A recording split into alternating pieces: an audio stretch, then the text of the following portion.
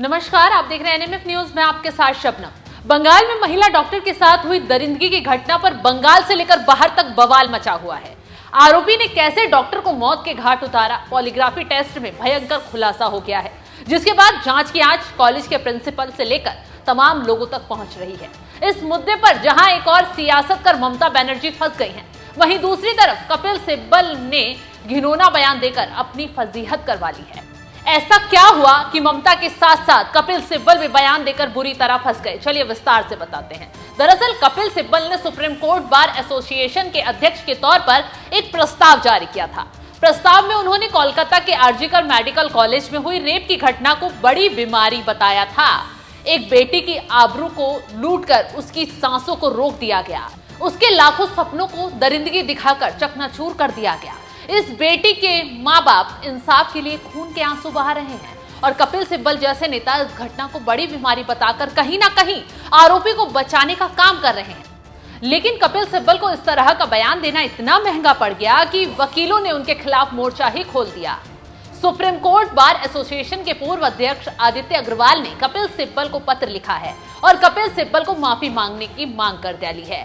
ऐसा न करने पर उनके खिलाफ अविश्वास प्रस्ताव की चेतावनी भी दी है, यानी कि अगर कपिल सिब्बल माफी नहीं मांगते हैं तो उनकी कुर्सी हिलना तय है।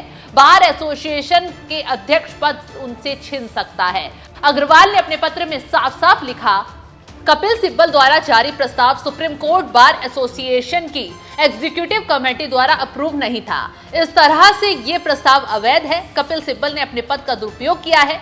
इस तरीके से वो घटना को कमतर करके दिखा रहे हैं। इस तरह का बयान शरारतपूर्ण, खतरनाक, असंवेदनशील और बलात्कार, हत्या पीड़िता और लाखों डॉक्टरों, प्रशिक्षुओं और छात्रों के साथ घोर अन्याय है।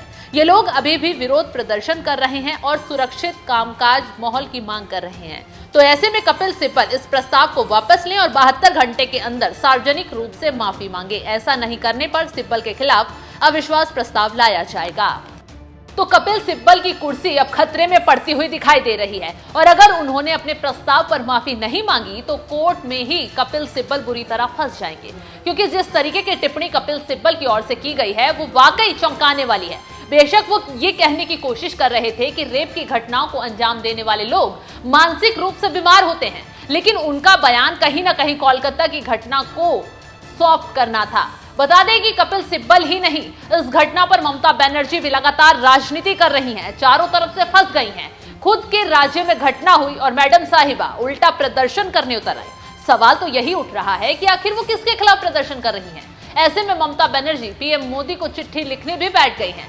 रेप के आरोपियों पर सख्त से सख्त कार्रवाई के लिए कानून बनाने की मांग भी कर डाली है। लेकिन जिस तरीके से कॉलेज का प्रिंसिपल पकड़ा गया और पूछताछ में खुलासे हुए हैं, छापेमारी में सबूत मिले हैं, उससे ममता बनर्जी और बंगाल पुलिस फंसती हुई दिखाई दे रही है। तो एक तरफ ममता बनर्जी फंस रही है तो दूसरी तरफ गाज कपिल सिब्बल पर भी गिरती हुई दिखाई दे रही है। फिलहाल इस खबर पर आपकी राय क्या है, हमें कमेंट कर जरूर बताएं।